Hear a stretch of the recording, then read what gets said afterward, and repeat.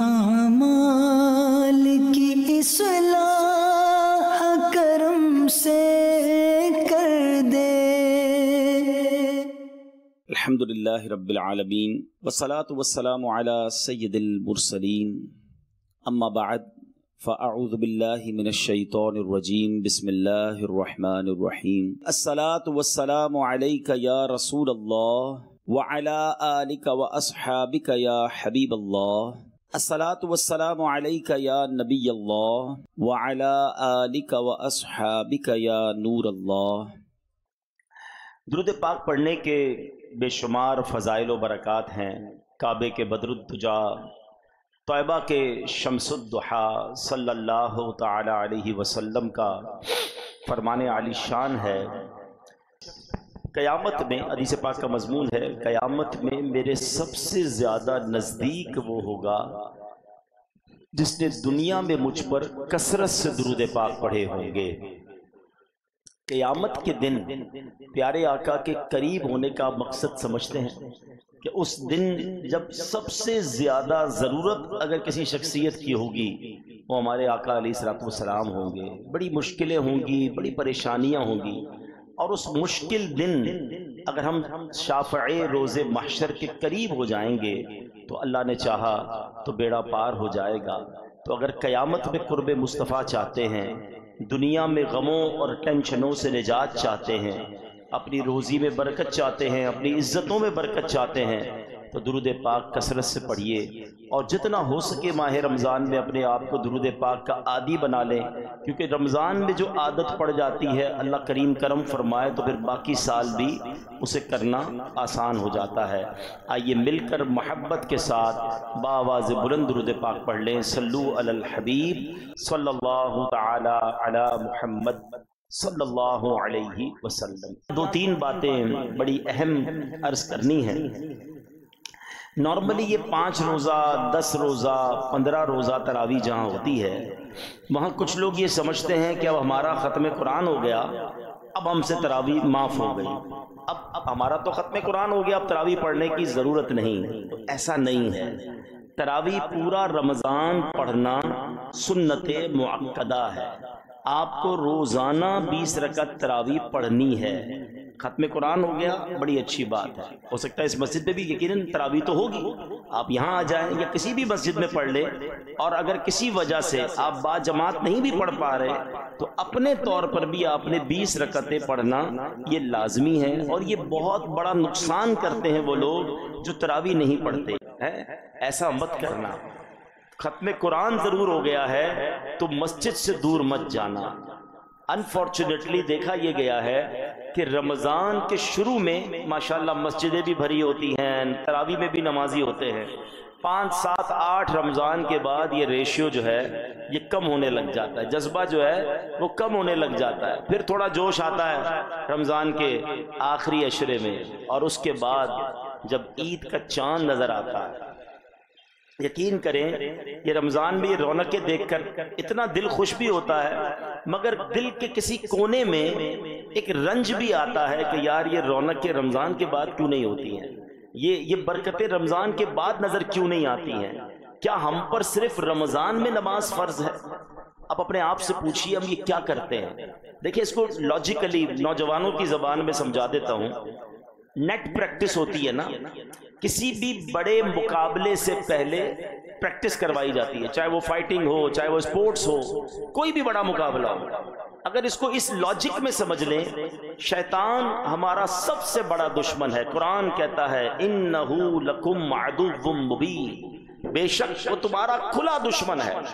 उसको अल्लाह ने अपनी रहमत से हम पर मेहरबानी की, उसे बंद कर दिया। शैतान बंद, हमें प्रैक्टिस का मौका दे दिया। तैयारी कर लो पूरा महीना, इबादत कैसे करनी है, नमाज कैसे पढ़ना है, रोजा कैसे रखना है, कुरान कैसे पढ़ना है, गुनाह से कैसे बचना है। और जब मुकाबले का टाइम आया पूरा महीना प्रैक्टिस की, और लगता है ऐसे पहली बॉल पर ही आउट हो जाते हैं। अरे भाई कुछ दिन तो मुकाबला कर लेते, कुछ दिन तो रेजिस्ट करते, कुछ दिन तो शैतान को बताते कि मैं अल्लाह का बंदा हूं, तेरा बंदा नहीं। मगर होता क्या है सच बताओ। चांद रात को मगरिब की नमाज में मस्जिद में नमाजी होते हैं اور مغرب کے بعد عشاء سے پہلے اعلان ہو جائے کہ عید کا چاند نظر آ گیا ہے، اس رات امام صاحب سے پوچھو عشاء میں کتنے لوگ ہوتے ہیں؟ یار یہ کیا ہے؟ یہ مذاق نہیں ہے، ہم انڈیلیبریٹلی بغیر کہے یہ کہہ رہے ہیں کہ شیطان دیکھ، جب تک تو بند تھا نا، جب تک تو ہم اللہ کی بات مان رہے تھے، جب تک تو ہم نمازی تھے، جب تک تو ہم اللہ کے فرما بردار تھے، اب تو آزاد ہو گیا، اب ہم تیری مانیں گے۔ کیا اس بار بھی ایسا کرو گے؟ کیا اس بار بھی یوں مسجد چھوڑ کے چلے جاؤ گے؟ سچ بتاؤ، جو سکون مسجد میں مل رہا ہے آپ کو، جو نمازوں میں مل رہا ہے، جو تلاوت میں مل رہا ہے، ارے پوچھو ان 5 وقت کے نمازیوں سے، انہیں پورا سال یہ سکون مل رہا ہوتا ہے، انہیں پورا سال یہ برکتیں مل رہی ہوتی ہیں، تم 1 مہینے کے لیے آ کر پھر کیوں چلے جاتے ہو؟ اس بار آپ شیطان کو چیلنج دیں نا کہ میں تیرا نہیں، شیطان کا نہیں، رحمان کا بندہ ہوں، تجھے جو کرنا ہے کر لے۔ 1 مہینے میں اتنی روحانیت ہم نے حاصل کر لی ہے کہ شیطان کوشش کر بھی لے، ہم نمازوں سے دور نہیں جائیں گے انشاءاللہ، ہم مسجد سے دور نہیں جائیں گے، ہم اللہ کی عبادت میں لگے رہیں گے۔ یہ پریکٹس ہے آپ کی۔ اچھا پھر لیول آف ایمان کدھر پہنچ جاتا ہے؟ اللہ اکبر، یہ روزہ سمجھو بندے کے ایمان کا لیول کدھر پہنچا دیتا ہے۔ آپ اور میں روزہ رکھ رہے ہیں، میں اور آپ کیا کروڑوں لوگ رکھ رہے ہیں، ساری دنیا میں رکھ رہے ہیں، بوڑھے، نوجوان، بچے، مرد، عورت، سب روزہ رکھ رہے ہیں ماشاءاللہ۔ کوئی ایک بندہ ایسا بتا دے دنیا میں کہ جب شام کو پیاس لگے، بھوک لگے اور گھر میں کوئی دیکھنے والا نہ ہو تو وہ گھر میں چھپکے سے پانی پی لیتا ہو، فریج میں فروٹ کٹا ہوا ہے، پڑا ہوا ہے، ٹھنڈا شربت بھی بنا ہوا ہے، پیاس بھی لگی ہوئی ہے، کوئی ایک بندہ ایسا ہے آپ کے پاس جو گھر میں کوئی بھی نہ ہو اکیلے میں پانی پی لیتا ہو؟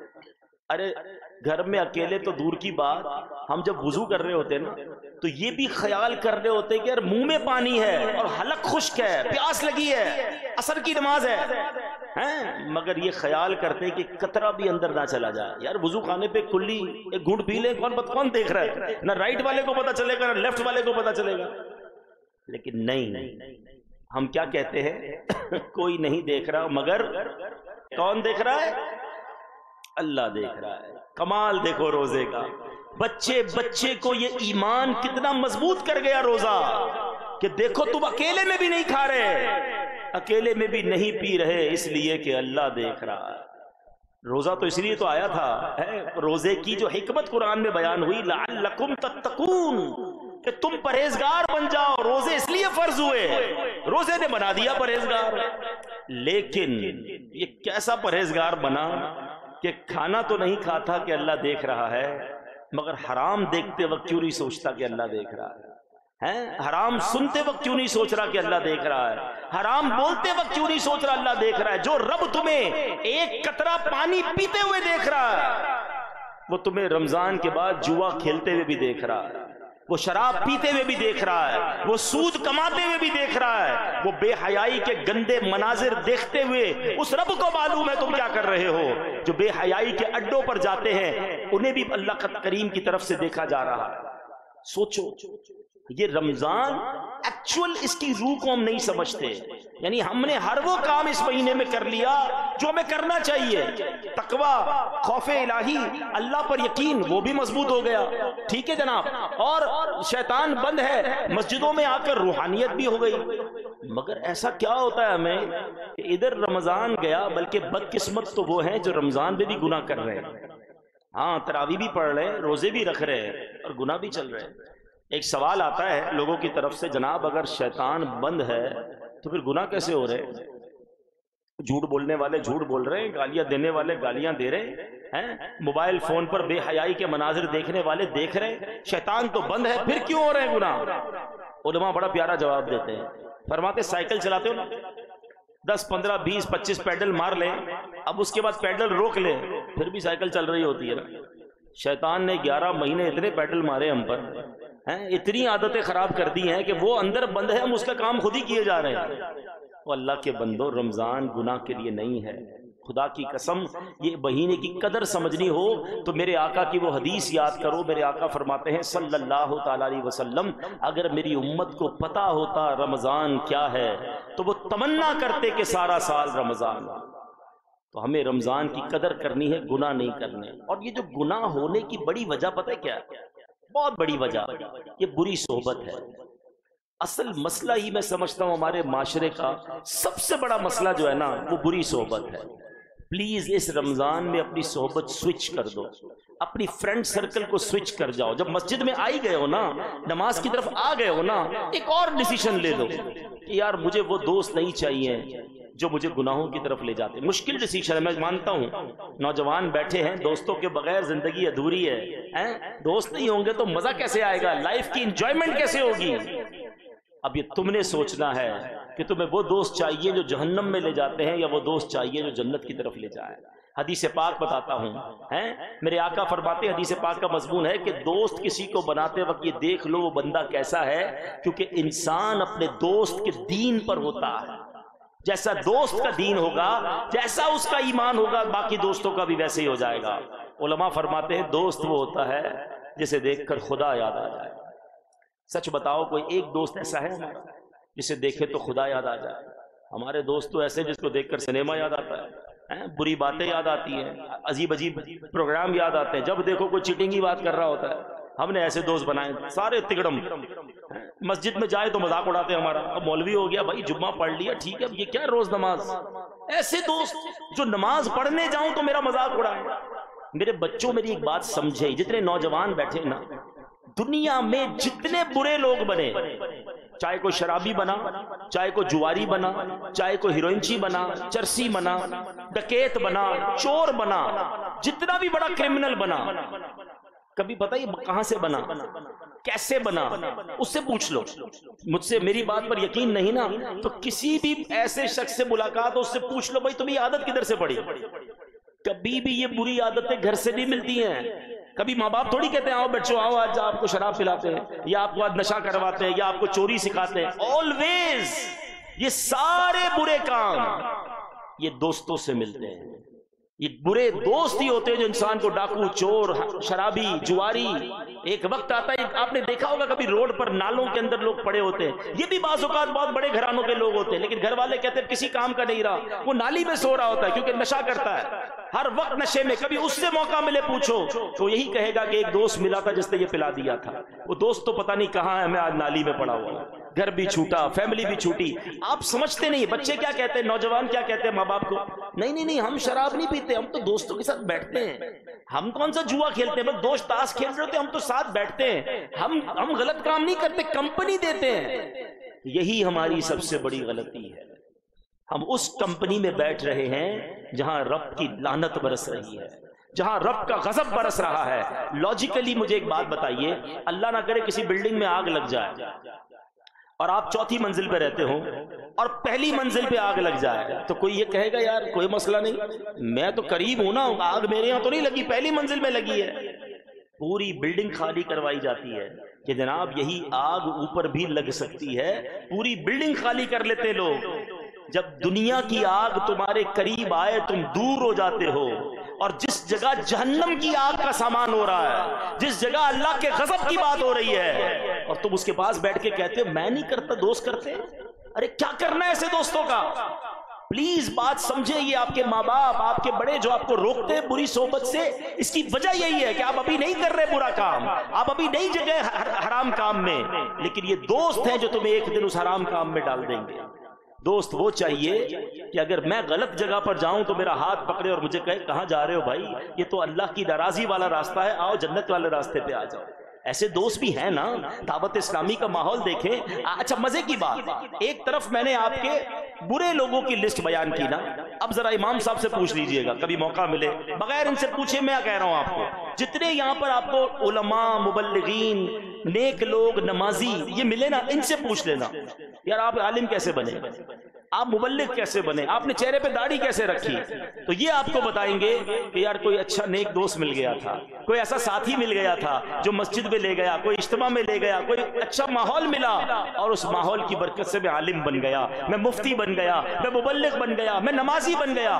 سبحان اللہ. یہ 2 اور 2 4 والا فارمولا ہے، دنیا میں آپ کی آنکھوں کے سامنے ہے. کسی نیک آدمی سے پوچھو وہ بتائے گا اچھے دوست ملے تو میں نیک بن گیا. کسی برے آدمی سے پوچھو تمہیں بتائے گا مجھے برے دوست ملے میں برا بن گیا. اب آپ کی مرضی ہے آپ نے کون سی فیلڈ اختیار کرنی ہے, آپ نے کون سے دوست اختیار کرنے ہیں. وہ دوست ہیں لوگوں کے پاس جو یہ رمضان کے بعد جو مسجد چھوٹتی ہے نا, اس کی بڑی وجہ یہ ہے کہ ابھی آخری عشرہ نہیں آئے گا, اس کے بجائے کہ شب برات شب قدر کی عبادت کی بات ہو, دوست چاند رات کی شاپنگ کی پلاننگ کر رہے ہوں گے, عید کو فلمیں ڈراموں کی پلاننگ کر رہے ہوں گے. ہم نے دوست ہی وہ رکھے ہیں جو رمضان ختم ہونے سے پہلے ہی برائیوں کا پلان بنا رہے ہیں. تو ہم نے مسجدوں سے دور ہی ہونا ہے. اگر آپ اس بار یہ طے کر چکے ہیں کہ میں نے شیطان کی بات نہیں ماننی ہے, میں نے رحمان کا بندہ رہنا ہے, میں نے نمازوں کی پابندی رکھنی ہے, میں نے جہنم کے راستے پر نہیں چلنا ہے, تو خدا را اپنی صحبتوں کو چیک کیجئے, اپنے دوستوں سے دوری اختیار کیجئے. ارے خدا کی قسم دوست تو وہ ہونا چاہیے جب میرا وصال ہو تو مجھے غسل جو ہے سنت کے مطابق میرے دوست دیں, کفن پہنائے سنت کے مطابق, جنازہ میرا قبر میں سنت کے مطابق اتارے, اور اس کے بعد میری قبر کے کنارے قرآن خوانی کرے, نعت خوانی کرے, میرے مرنے کے بعد میرے دوست نماز پڑھ کے مجھے ایصال ثواب کرے. ہم نے تو دوست ایسے بنائے ہیں جن کو خود نماز جنازہ پڑھنے نہیں آتی. ہم مر جائیں گے تو غسل میت دینا انہیں نہیں آتا ہوتا.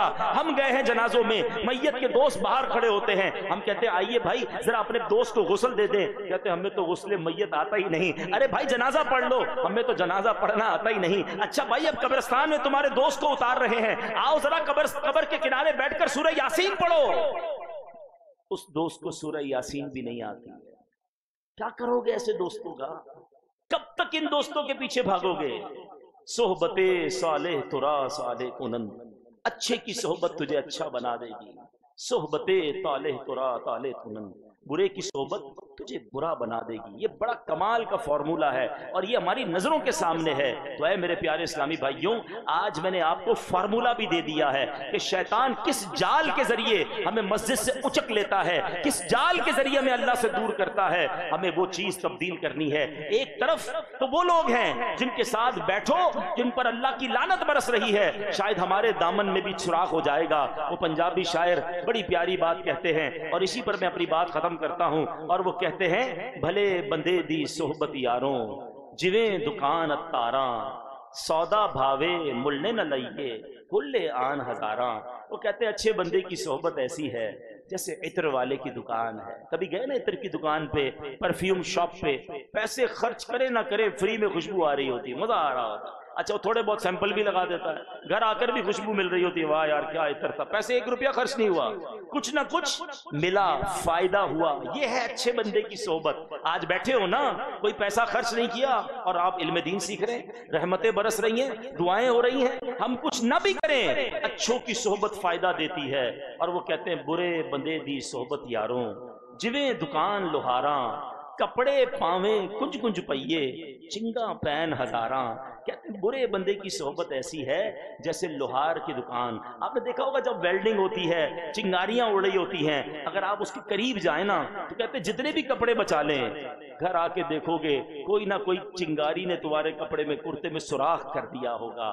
یہ برے بندے کی صحبت ہے. ہم کہتے ہیں نا میں نہیں کھیلتا, میں نہیں پیتا, میں نہیں کچھ کرتا, یہ سوراخ اس کی صحبت کر دے گی تمہاری عمل کی چادر میں, تمہاری روحانیت کی چادر میں سوراخ کر دے گی. اللہ کرے کہ دل میں اتر جائے میری بات, اور آج ہم یہ نیت کر لیں کہ اب رمضان ختم ہو جائے, ہم نے مسجد چھوڑنی نہیں ہے. ہم نمازی رمضان میں بھی ہیں, ہم رمضان کے بعد بھی ہیں, ہم رحمان کے بندے رمضان میں بھی ہیں, ہم رمضان کے بعد بھی ہیں. اور رمضان کے مہینے میں اللہ کی راہ میں دل کھول کر خرچ کریں, خوب صدقہ و خیرات دیں. یہ مہینہ سخاوت کا مہینہ ہے, غریبوں میں تقسیم کریں تاکہ ان کا رمضان اچھا گزرے, ان کی عید اچھی گزرے. اپنی زکوٰۃ پوری دیں, زکوٰۃ میں بخل نہ کریں. اور اپنے غریب رشتہ داروں کے بعد میری گزارش ہے کہ دعوت اسلامی جو عاشقان رسول کی ایک عظیم الشان تحریک ہے, جو دنیا کے تقریباً ہر کونے میں دین کی خدمت کر رہی ہے, الحمدللہ 6,500 کے قریب ہمارے مدارس ہیں, 3.25 لاکھ کے قریب بچے اور بچیاں بغیر فیس کے قرآن پاک پڑھ رہے ہیں,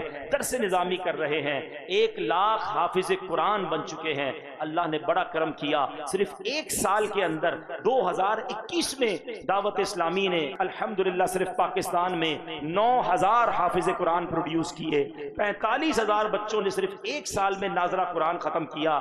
یہ سفید داڑھی والے بزرگ بیٹھے ہیں, ذرا ان سے پوچھ لیجئے 15-20 سال پہلے کراچی میں تراویح سنانے کے لیے کراچی کے باہر سے حافظ بلانے پڑتے تھے، حافظ ملتے نہیں تھے۔ اب مجھے بتاؤ کراچی کی کون سی گلی ہے، کون سا محلہ ہے جہاں تراویح نہیں ہو رہی ہے؟ سبحان اللہ، اتنے حافظ دعوت اسلامی نے اس امت کو عطا کیے، علماء عطا کیے، اور یہ سلسلہ جاری ہے۔ سال کی 600 کے قریب مسجدیں بنائی جا رہی ہیں۔ اللہ کے کرم سے ویلفیئر کے کام کی بات کرے، 1 کروڑ سے زیادہ مسلمانوں کو ان 2 سالوں میں پکا ہوا کھانا، راشن، الحمدللہ رقم دعوت اسلامی کے شعبہ FGRF تقسیم کر چکا ہے۔ 50,000 سے زیادہ تھیلیسیمیا کے مریض بچوں کو خون کی بوتلز فراہم کر دی گئی ہیں، اور اللہ کی رحمت سے اب تو یتیم خانے اور شہر کراچی کو ایک تحفہ دعوت اسلامی مدنی کلینک کا دینے جا رہی ہے۔ پہلا مدنی کلینک الحمدللہ فیڈرل بی ایریا میں شروع ہونے جا رہا ہے، اور اس کے بعد یہ پورے کراچی میں اس کی برانچز بنیں گی، اور انشاءاللہ یہ شہر کراچی اور انشاءاللہ آگے جا کر پاکستان بھر میں سستا اور معیاری علاج ملے گا۔ تو جو تنظیم اتنے بڑے پیمانے پر کام کر رہی ہو، جس کے اربوں روپے کے اخراجات ہوں، ہمیں چاہیے، ہمیں اس کا بھرپور ساتھ دینا چاہیے۔ تو اپنی زکوٰۃ میں، اپنے فطرے میں، اپنے عطیات میں دعوت اسلامی کو ضرور یاد رکھیں۔ آخری بات کہ فطرہ دیں گے نا، شیطان کا ایک اور وار، فطرہ بچپن سے لوگ دے رہے، برسوں سے دے رہے، لیکن جب بھی دیا تو گندم کا ہی فطرہ دیا۔ بھائی یہ بھی تو غور کرو کہ حدیث پاک میں صرف گندم کا فطرہ اعلان نہیں ہوا، آقا علیہ الصلوۃ والسلام نے 4 قسم کے فطرے بیان کیے تھے۔ وہ کیا تھا؟ کھجور کا، جو کا، کشمش کا اور گندم کا۔ تو ہمیں کیا کرنا ہے کہ جس کو اللہ نے نوازا ہے، ہم میں سے کئی لوگ وہ ہیں جو روزانہ افطار میں اجوا کھجور کھا رہے ہیں، 4 قسم کی فرائی کھا رہے ہیں، 4 قسم کے فروٹ کھا رہے ہیں، اور فطرہ کون سا دینا ہے؟ سب سے لوئسٹ کیٹیگری والا۔ عید کے کپڑے سب سے بہترین چاہیے، بچوں کے لیے چیزیں برانڈڈ چاہیے، فطرہ کون سا؟ سب سے سستا والا۔ اپنے دل سے پوچھو یار، یہ ٹھیک ہو رہا ہے؟ جب اللہ نے آپ کو اور مجھے کروڑوں سے اچھا بنایا تو فطرہ بھی تو سب سے اچھا دینا ہے نا، اور یہ کہہ کر دینا ہے کہ اللہ تو نے مجھے لاکھوں سے اچھی زندگی دی، کروڑوں سے اچھی زندگی دی، شکرانے میں میں فطرہ بھی سب سے اچھی کوالٹی کا دوں گا۔ پھر دیکھیں اللہ کیسا نوازتا ہے۔ جن کو اللہ نے توفیق دی وہ اجوا کھجور کا فطرہ دے، ہاں اجوا کھجور سے 8,000 روپے کا فطرہ بنے گا، کوئی کم نہیں ہوگا، یہ اللہ کی راہ میں جائے گا، ملٹیپلائی ہو کر ہی آئے گا۔ اور دعوت اسلامی کو فطرہ دیں گے تو اس سے علماء بنیں گے، مسجدیں بنیں گی، مدرسے بنیں گے، خوب دین کا کام ہوگا، آپ کو بھی ثواب ملے گا۔ تو میں امید کرتا ہوں کہ اس بار اپنی دعوت اسلامی کو ضرور یاد رکھیں گے۔ اللہ عمل کی توفیق عطا فرمائے۔ میرے آمال